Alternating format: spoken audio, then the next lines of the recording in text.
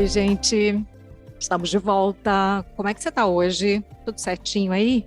Voltamos com o Papo Saúde, porque quinta-feira é dia desse nosso encontro aqui com o podcast da Unimed Ceará. E como sempre gosto, nessa introdução aqui dessa nossa conversa, nesse olá inicial, quero lembrar que para você não perder nada, você aproveita e segue a gente na sua plataforma de áudio favorita. Se você está no Spotify, você pode classificar o Papo Saúde. É muito fácil, basta você clicar no ícone de estrela que fica logo abaixo da descrição. Tá combinado assim? Então vamos nesse papo.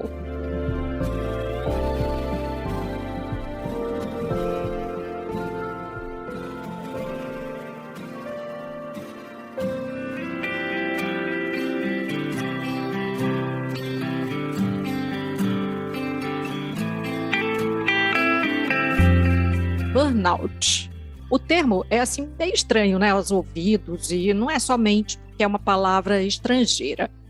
É relativamente novo entre nós, né, mas é também um dos mais falados neste ano. É que a partir do dia 1º de janeiro de 2022 entrou em vigor a nova classificação da Organização Mundial da Saúde e que traz burnout como uma doença ocupacional. A gente está falando aqui de uma síndrome que acomete 1 em cada 5 brasileiros, de acordo com a pesquisa da Faculdade de Medicina da USP. Mas hoje a gente quer mesmo aprender, né? Vamos aprender mais e tirar dúvidas com a psicóloga Bruna Gadelha. Olá, bem-vinda. Olá, Maísa. É um grande prazer estar aqui no Papo Saúde e falando de um tema tão importante, tão atual, né, com tantas atualizações que nós tivemos recentemente, né? Acho que nunca foi tão importante falar sobre saúde do trabalhador. E é um tema com o qual você tem muita experiência, né? Lida no cotidiano, de fato. Sim, né, essa área de saúde do trabalhador é uma das áreas que eu venho trabalhando desde a minha formação, né, na universidade. Atuo hoje como gestora da assessoria de assistência biopsicossocial da Secretaria da Segurança Pública e atuo na clínica também. Então, a gente está aí trabalhando tanto nesse sentido clínico quanto no sentido organizacional, né, social, voltado para a saúde do trabalhador.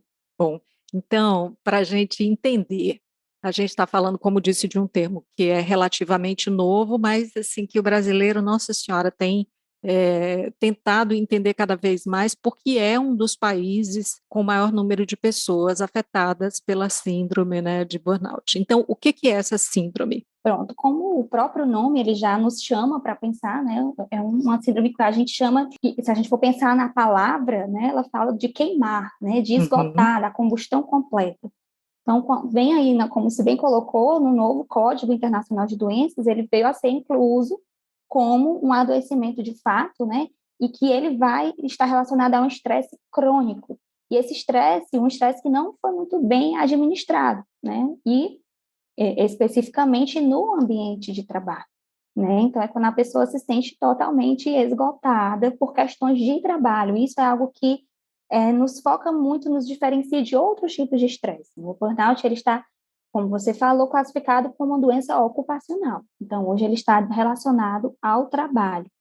Então, hoje, o burnout a gente poderia pensar em três vertentes para a gente poder estar classificando e entendendo melhor esse adoecimento, que seria no sentido do esgotamento e da exaustão, né?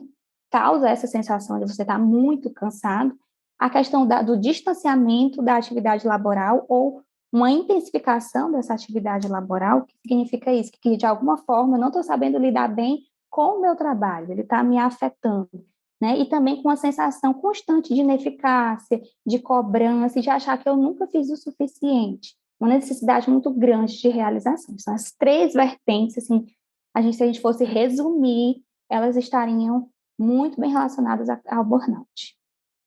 Sempre que se fala assim, né, a gente tem uma tendência a se olhar ali dentro, né, se eu me identifico com isso ou não, né. Daqui a pouquinho a gente vai falar de diagnóstico, vou te pedir para detalhar mais, né, como é que chega num diagnóstico desses, porque é delicado, porque cansaço você pode sentir às vezes pelo tempo, né, em que você está desempenhando aquela função, enfim.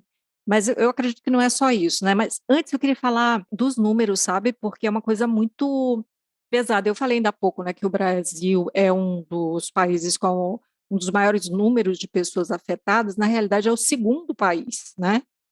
Dados que foram divulgados aí, de uma associação internacional de estresse no trabalho, uma coisa assim, e foi constatado o seguinte: 72% da população brasileira sofre de alguma sequela de estresse e 32% dos entrevistados sofrem de burnout. E dentro desses 32% diagnosticados com burnout, 92% continuam trabalhando mesmo com a doença. Então, se uma pessoa que tem burnout e ainda assim precisa continuar trabalhando, ela vai agravar um quadro. Eu acho que é muito importante isso que você colocou agora, mas é porque a gente fala, linka isso com o perfil da pessoa que vai ter um maior, digamos assim, maior tendência a desenvolver burnout. Né? Se a gente fosse pensar naquela pessoa que tem a maior tendência, é aquela pessoa mais exigente, dita mais perfeccionista, que tem grandes expectativas, às vezes além da realidade, para o trabalho. Então, você pessoas que às vezes têm uma dificuldade de dizer não, pessoas que têm uma dificuldade de ter uma noção, inclusive, dos seus limites, né? Então, esse ponto que você tocou é de extrema importância porque muitas pessoas têm uma dificuldade de diagnosticar, de tratar, porque elas sequer chegam a um profissional para realizar esse diagnóstico, né? Então, daí a importância da gente tratar o tema do burnout não apenas como algo de responsabilidade pessoal, mas de responsabilidade social. Pois é, porque se tem uma coisa das características individuais, né, então tem-se a impressão de que é uma responsabilidade do trabalhador e não só que há uma condição ali sistêmica, enfim, que favorece a isso, né? Sim, e aí se coloca uma responsabilidade muito grande da pessoa se perceber, mas, Uhum. inclusive, um dos sintomas, muitas vezes, de quem tem burnout é não perceber as próprias necessidades. Então, se eu não consigo perceber e me priorizar, como é que eu vou buscar ajuda? Né? Então, eu diria, a gente vai até falar depois, mas na frente, sobre as dicas aí que a gente falaria para a sociedade, para as empresas, para as próprias pessoas, que a gente começasse a olhar para o burnout não como algo de cunho pessoal, patológico apenas, mas que a gente consiga olhar de forma sistêmica, de forma holística, que a gente consiga também se responsabilizar por isso. Afinal, vem de uma cultura do imediatismo, das cobranças, que nós temos que trabalhar enquanto os outros dormem, né? Que nós precisamos É. cada vez mais termos mais cursos de especialização, tudo tem que vir muito rápido, nós temos que estar sempre muito disponíveis no WhatsApp, sempre disponíveis para responder às pessoas. Isso é cultural, né? Isso não vem separado do que nós estamos vivendo na nossa atualidade, né? Então, a gente precisa enxergar isso enquanto coletivo. Então, se a gente começa a se perceber, a olhar mais para o nosso colega, a não apenas julgar o outro quando ele não está bem, né? Essa psicofobia, hoje a gente tem esse termo, a gente chama de psicofobia, é como se fosse a discriminação, né? Contra as questões psicológicas e psiquiátricas. Né? Então, o que é que as pessoas chamam? Você vai no psiquiatra, no psicólogo, hoje diminuiu muito, mas antes, você é doido, você é louco, você não está bem. Não, não vou não no psiquiatra, porque senão as pessoas vão achar que eu estou doida. Né? Então, existia, sim, muita psicofobia, e isso fez com que muitas pessoas não tivessem o diagnóstico adequado. Então, tem muitas pessoas que questionam hoje, mas o quê? Será que realmente só aumentou o índice de burnout ou de outros adoecimentos, ou se está notificando mais esses adoecimentos? Hoje nós sabemos mais explicar, daí a importância da gente ter um acesso maior à informação. Na sua avaliação, então é o quê? De fato, as pessoas estão conhecendo mais e aí está mais fácil? Na minha avaliação, tanto culturalmente, tanto as questões modernas, elas influenciam para um aumento desse tipo de adoecimento, como a gente já bem falou, mas também acredito que o maior diagnóstico, a inclusão no Código Internacional de Doenças, uma maior discussão sobre isso. Cada vez mais a gente está falando aqui agora, né, sobre saúde. As pessoas vão conseguir se perceber. Antes poderia ser visto como uma pessoa que não quer trabalhar, uma pessoa que não quer se engajar, Relapsa, né, negligente. relapsa, chata, negligente. E hoje a gente já pode ver de outra forma. Então, quando eu levo conhecimento, eu posso mudar a perspectiva. É muito louco, porque a gente falando aí, né, desse julgamento, né, que pode vir contra a pessoa, né, negligente, relapsa, que se opõe justamente àquilo que você falou da pessoa exigente, né, com perfeccionista, né, então é um choque direto, né. Sim, essa pessoa, a pessoa que é muito que é autoexigente, que a gente chama, ela já se cobra por si só. Então, se ela tem uma segunda cobrança muito forte, aquilo é muito mais pesado para ela, né, do que para outras pessoas, que é até uma coisa que eu acho interessante da gente colocar, né? Nós temos, quando a gente fala do burnout, a gente está falando de estresse. Então, nós temos vários níveis de estresse. Alguém pode perguntar assim, por que que uma mesma situação para uma pessoa ocasiona um maior nível de estresse e para outra não? Porque nós temos valores, nós temos formações diferentes, nós temos estados físicos e emocionais diferentes. E tem coisas que para mim são toleráveis que para você não é. Porque nós temos valores diferentes, né? Percepções. Você está falando dos estágios de estresse, né, e é claro, também tem a ver como que cada um lida, né, controla, né, equilibra tudo isso. Especificamente em relação aos estágios do burnout, e aí eu já queria que você trouxesse a questão do diagnóstico, como é que você chega, né, porque eu acho que uma coisa está ligada com a outra, né. Porque uma pessoa pode suportar um nível de estresse maior, outra não, mas vai ter dentro do diagnóstico de burnout estágios que dá para você ir dizendo: "Opa, isso daí não está acontecendo ainda, mas eu vou chegar nisso já já". Sim, né? Como a gente estava aqui conversando, nós temos níveis de estresse. Às vezes, quando a gente fala em estresse, ansiedade, a gente só olha como algo ruim, mas a gente não pode olhar como ruim, né? Tudo que nós temos, todas as nossas capacidades, elas são necessárias para a nossa sobrevivência. Então, o estresse também é. O estresse, quando nós. É, é uma forma do nosso corpo de se adaptar às situações. Tanto podem ser situações de muita felicidade, situações como a pandemia, que a gente precisou se mexer muito aí para se adaptar, mas de uma maneira geral, no estresse a gente precisa, o nosso organismo precisa reagir fisicamente, hormonalmente, psicologicamente a uma situação para se adaptar. E aí, esse estresse ele pode vir, gera uma fase de alerta na gente, né? E essa fase de alerta nos faz nos gera uma pressão que nos dá uma motivação para a mudança. Aí a gente poderia dizer que a gente tem um bom nível de estresse, um estresse que pode ser bom, que seria um eustresse, e eu teria também um estresse que é ruim, que seria um distresse. O estresse que seria bom seria aquele estresse que me movimenta, que faz eu me adaptar, que me motiva. O estresse que seria ruim é aquele que pode me gerar um nível de pressão que não está adequado, não está equilibrado. Tanto alto demais quanto baixo demais. O baixo demais pode me gerar um tédio, uma desmotivação, uma depressão, e um alto demais ele vai me gerar um desequilíbrio. E aí, como é que eu posso distinguir esse desequilíbrio?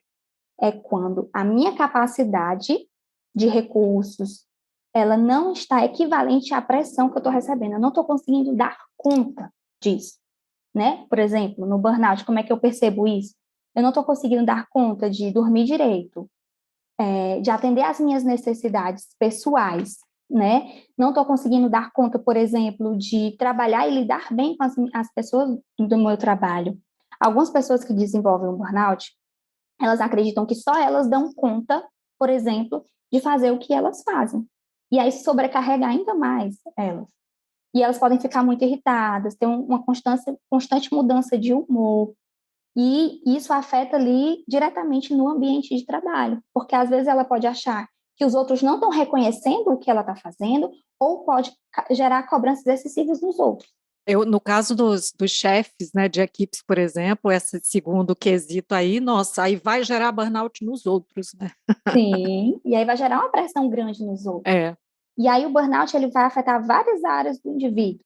Ele vai afetar a parte de comportamento, a parte de comunicação, a questão psicológica, emocional e física. Tem pessoas que começam a desenvolver, como cai a imunidade, você começa a desenvolver outras questões, infecção urinária, você não vai ao banheiro, não toma água, por exemplo, questões gastrointestinais, né? Você passa a ficar sem energia, exausto, cansado, acelerado, irritado, e pode gerar também algumas questões de defesa. Já que eu não reconheço minhas necessidades pessoais, como eu coloquei aqui, não consigo organizar minhas prioridades. Tudo passa, a minha prioridade maior é o trabalho, eu vou ter que, de alguma forma, me defender. Mesmo que eu não perceba isso, como você disse, às vezes a pessoa não se percebe, nem sempre está no nível consciente. Eu vou ter que gerar alguma defesa para o meu corpo aguentar. Às vezes a pessoa gera absenteísmo, a pessoa começa a faltar, ou então a pessoa se torna uma pessoa mais irônica, cínica, irritada com os outros, com os colegas. Algumas pessoas se comportam de forma onipotente, como se ela tivesse certa, correta, e algumas começam a perder o prazer até pelo próprio trabalho, por outras coisas, inicialmente, e até pelo próprio trabalho.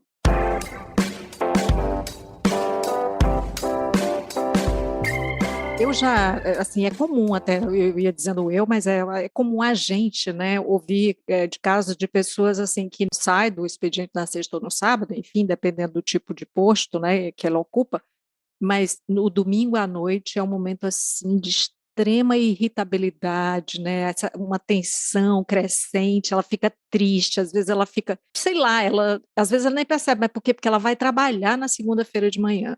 É sempre assim? No caso do burnout, eu diria que não é sempre assim, porque, como você falou dos estágios, né, o burnout ele não se instala na gente do dia para a noite, né? A gente não chegou e desenvolveu ele. Tem pessoas que duram anos para conseguir perceber alguma situação ligada ao burnout. Então, inicialmente, essa pessoa é aquela pessoa entusiasmada, que a gente falou, é aquela pessoa que tem grandes sonhos, né? Eu vou aproveitar aqui para colocar, que eu acho importante, inclusive a gente estando aqui no Papo Saúde da Unimed, e eu trabalho na segurança pública, profissionais que têm um maior risco, né, para estarem desenvolvendo burnout, são aqueles profissionais que lidam mais com o público, com grandes desafios, que tem que lidar muito com a questão da empatia com o outro. Então, profissionais da assistência, da saúde, profissionais da polícia militar, agentes penitenciários, de ambulância. Esse pessoal aí que também ficou muito na linha de frente, né, na pandemia, são pessoas que têm a maior tendência. Por quê? São pessoas que vão lidar diretamente com a dor do outro e são pessoas que estão toda hora sendo desafiadas a colocar os seus esforços em limites extremos. Então, no início, você fica entusiasmado, você quer mudar o mundo, né? Eu já atendi algumas pessoas que não percebiam que estavam com esse estresse crônico voltado para o trabalho, né, esse esgotamento na área profissional, e elas diziam, eu queria mudar o mundo. Eu cheguei, eu vou usar os exemplos que eu falei aqui, no hospital, na viatura, né, onde eu estava, e eu queria mudar o mundo. E essa pessoa acredita que ela pode transformar tudo e se esforça de uma forma muito além do que ela pode aguentar. E aí uma pessoa que começa por uma compulsão, por demonstrar o seu valor, ela quer a todo custo mostrar que ela é importante, que ela vai fazer a diferença. E aí isso passa, né, falando dos estágios, para uma incapacidade de se desligar do trabalho. É aquela pessoa que fica checando os e-mails, que fica olhando o WhatsApp, o grupo do WhatsApp, né, no fim de semana, fica checando aqueles rádios do que as pessoas estão passando. E aí depois ela passa dessa dificuldade de se desligar para um estágio em que ela nega as próprias necessidades. Ela passa a não comer, não vou comer não, porque eu tenho que terminar isso daqui bem rapidinho, esse relatório, eu tenho que atender esse paciente, eu tenho que atender essa ocorrência, e ela vai não dormindo, não se alimentando, sem se perceber as necessidades. Aí tem uma questão aí, deixa eu só fazer um parêntese, que é o seguinte, você vai negando e a sociedade vai deixando, porque pelo trabalho você pode deixar de fazer qualquer coisa, não é? Justifica, né? É até bonito às vezes, olha, veste a camisa e tal, né? Sim, a gente fala muito nessa glamourização do terceiro e do quarto turno de trabalho. É uma glamourização da, por exemplo, outro público que tem uma tendência maior a ter burnout são as mães que têm que dar conta do trabalho e dos filhos e da casa, mulheres que muitas vezes têm uma cobrança maior por uma questão cultural, de dar conta, é a Mulher Maravilha. Só que no lugar de você receber o acolhimento e alguém te dá ali uma chamada de que você precisa se cuidar, você recebe aplausos, é a glamourização, né, dessa situação. E por isso que, às vezes, você próprio não consegue perceber essas necessidades, né? E aí tem um outro estágio, mas é que a pessoa começa a fugir de conflitos. Ela está tão cansada, que ela foge dos conflitos. Então... É tipo, vou só fazer o meu. Vou só fazer o meu, ou então não consegue mais dar um não, ela vai só tentando ali, ela entra num automático. Ela não consegue mais parar para priorizar, para se planejar, porque ela já está tão cansada e ela tem que manter aquele status dela de um bom trabalhador, que abnega, né, de si para realizar tudo. E aí entra num ponto que é crucial para a gente entender quando a pessoa tem burnout, que é a interpretação desses valores pessoais. Antes, essa pessoa ela conseguia ver sentido numa realização da família, num momento de lazer com os amigos, e agora parece que tudo dela é voltado para o trabalho. A autoestima dela, a realização, fica muito voltado no sentido de trabalho. Então, ela não sente mais tanta vontade de sair com os colegas, com os amigos, porque tudo da vida dela, o sentido vem dessa realização com o trabalho. E esses estágios que a gente está falando, nem todo mundo vai passar por todos, não. Algumas pessoas vão passar só por alguns. Eu estou só colocando em que estágios maiores as pessoas podem chegar. Mudar de emprego, assim, seria uma solução? Na verdade, eu estou tentando, né, entender, assim, quais são as possibilidades, né? Porque me parece, assim, que porque a gente está vivendo um momento de muita cobrança, né? Você já falou aí até da exigência, né, da gente ser produtivo o tempo todo, né? O que se espera, né? Da produtividade, eu vou produzir até as redes sociais, né, vou produzir conteúdo, você acorda de manhã, você tem que estar com 2 conteúdos prontos para jogar nas nas redes sociais. O profissional de saúde está vivendo muito isso. Além de atender agora, ele tem que estar no TikTok, ele tem que estar no Instagram. É, gente, se é atriz ou ator, tem que ter "x" mil seguidores ou milhões de seguidores, é uma loucura isso. Então, o que seria, assim, mudar de emprego, reduzir a carga de trabalho, enfim? Pois é. Essa pergunta é muito interessante, porque ela vai depender muito de muitos contextos, né? Mudar de emprego pode ser uma solução? Daí a importância da gente, quando for fazer esse diagnóstico, olhar de uma maneira muito personalizada. A gente não pode olhar só a pessoa, a gente tem que entender o ambiente de trabalho daquela pessoa. Porque às vezes, mas a exigência não vem só do ambiente, mas vem da própria pessoa. Às vezes eu sou muito exigente, então eu posso ir para outro local e me comportar da mesma forma, né? Mas às vezes você não tem um perfil para aquele local de trabalho, isso pode gerar uma maior exigência. Então, nesse caso, a mudança do local seria bacana. Às vezes aquele local não tem muita flexibilidade para você adaptar a sua rotina, então talvez seria, mas eu acredito que seria uma combinação desses fatores. Para a gente cuidar dessa pessoa, primeiro avaliar, né, se essa pessoa, o que é que essa pessoa precisa, se ela precisa de uma terapia, de uma psicoterapia, se ela precisa já de uma questão medicamentosa, mas essa pessoa, de toda forma, ela chegou até ali. Então, de alguma forma, ela excedeu os limites dela. Então, ela precisa reavaliar essas prioridades, ela precisa repensar como foi que ela chegou até ali. Então, além dessa mudança ambiental, que pode ser importante, ou uma licença, ou um afastamento para ela pensar, umas férias, de repente, ela também vai precisar fazer uma reavaliação dessa rotina, dessas escolhas que ela teve. A gente está falando, então, de uma possibilidade de fazer tudo isso, essa, né, do diagnóstico, a avaliação individual, as tentativas e tal. A gente está falando de cura? Ou, por exemplo, a pessoa tem uma vez e aí ela pode ter de novo, né? Burnout acontece só uma vez, como é?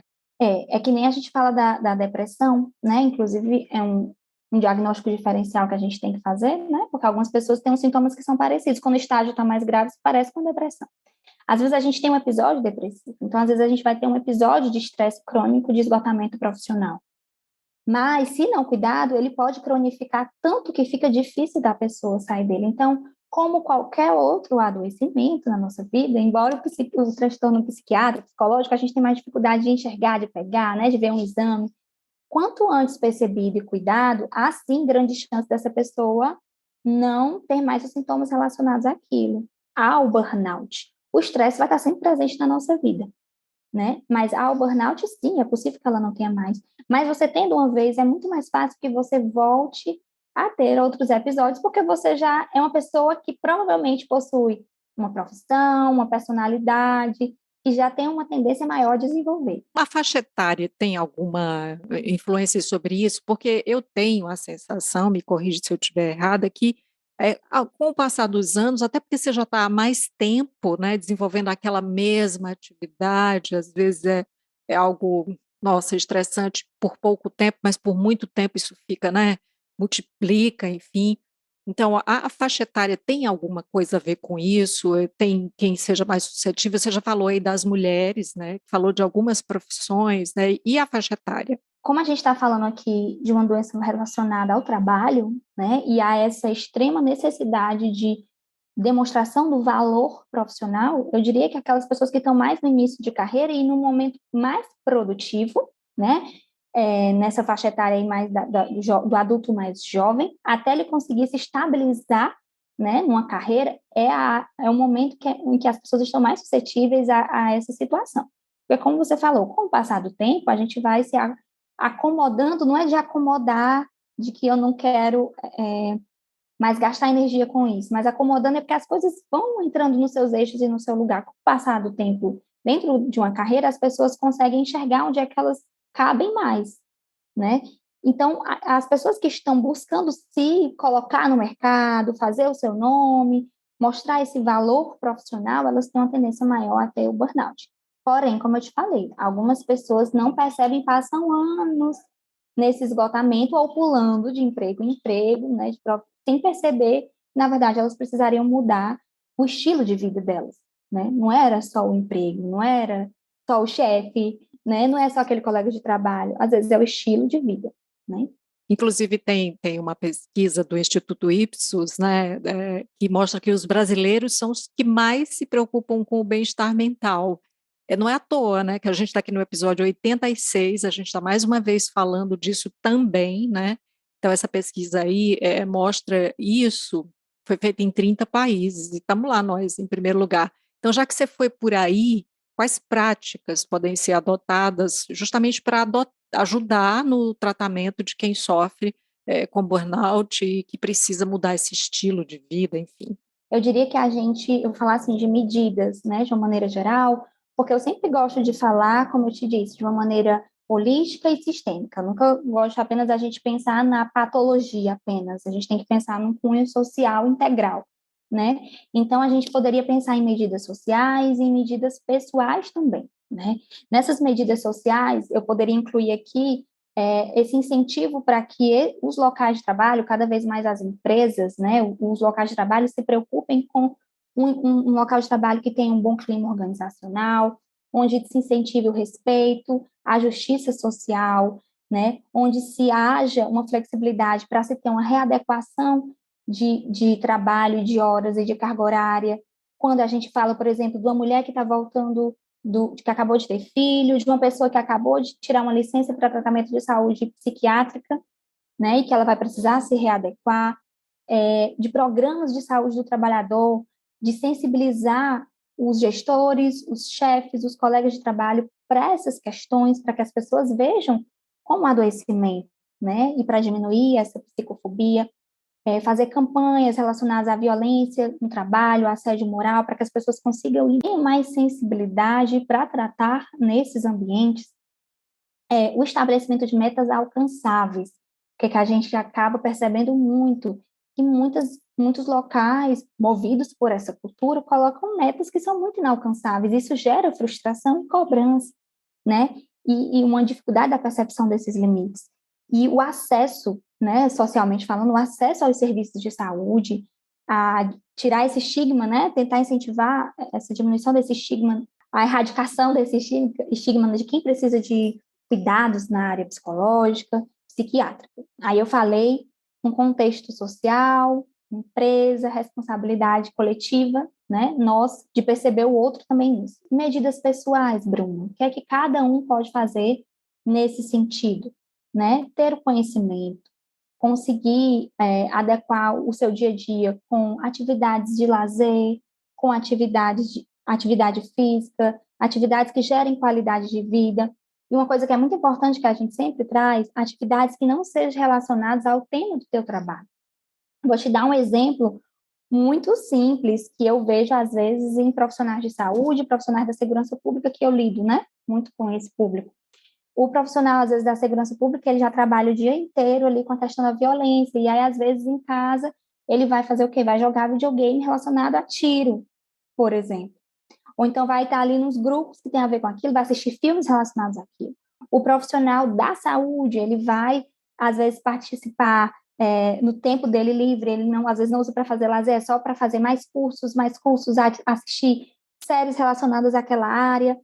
né? E o papo, às vezes, quando sai com outras pessoas, é só sobre isso. Então, a gente precisa entender que a gente precisa, às vezes, se desligar mesmo e falar de outras coisas, se desafiar, desenvolver outras habilidades, aproveitar a natureza, aproveitar outras situações, ampliar a nossa consciência. A gente tem uma neuroplasticidade muito grande, a gente pode conhecer outras coisas.